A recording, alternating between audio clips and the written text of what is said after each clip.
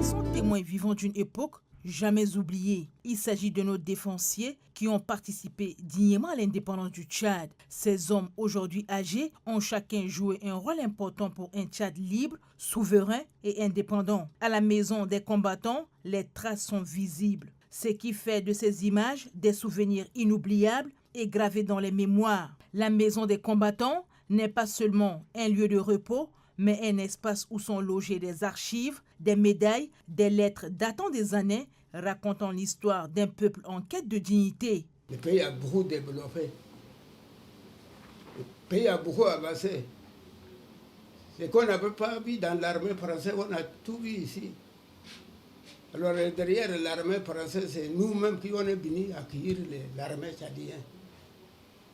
L'armée tchadienne n'était pas encore recrutée.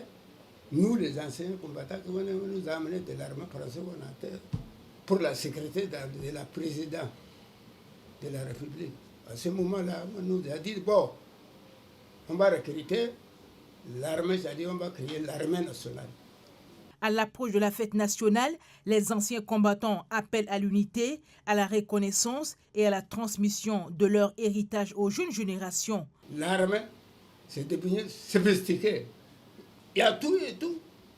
Ce qu'on n'a pas vu là, tous il y en a. On a remercié beaucoup le président. Je crois qu'à mon idée là, ça va toujours continuer, ça a développé. Même nous, les militaires qu'on a vu leur former, ils sont devenus autre chose. C'est nous défense qu'on avait travaillé encore. Il y en a qui on les a envoyés en Chine, il y en a qui les a envoyés en Turquie. Et ils sont venus avec des spécialités. Ceux qui sont partis à Zaïre. Maintenant, l'armée, là, c'est devenu pas mal. Au sein de la maison des combattants se loge le siège national de l'Union fraternelle des anciens combattants des armées françaises du Tchad, UFA-CAFT, dont Camilo Santos en est le président. Une association créée le 8 avril 1966. Il est à but non lucratif, orienté vers la solidarité, la défense des intérêts matériels et moraux. Au niveau de l'UFA-CAFT, on revient.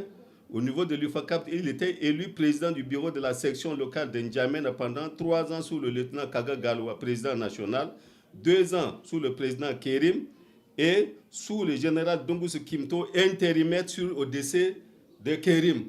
Élu président national le 23 octobre 2020 jusqu'à ce jour lors de la 11e Assemblée générale extraordinaire et élective. Donc depuis cette date-là, il est toujours resté président. Il bénéficie du soutien de tous les anciens combattants. C'est quelqu'un qui est apte, valide et peut en train de défendre les anciens combattants. Toutes les sections du pays bénéficient de son soutien, le soutiennent, tout comme les anciens combattants le soutiennent. Le 11 août n'est pas exclusivement réservé à la célébration de l'indépendance du Tchad, mais honore également les acteurs qui ont permis que le rêve devienne réalité. À travers leur voix, c'est toute une nation qui s'en souvient.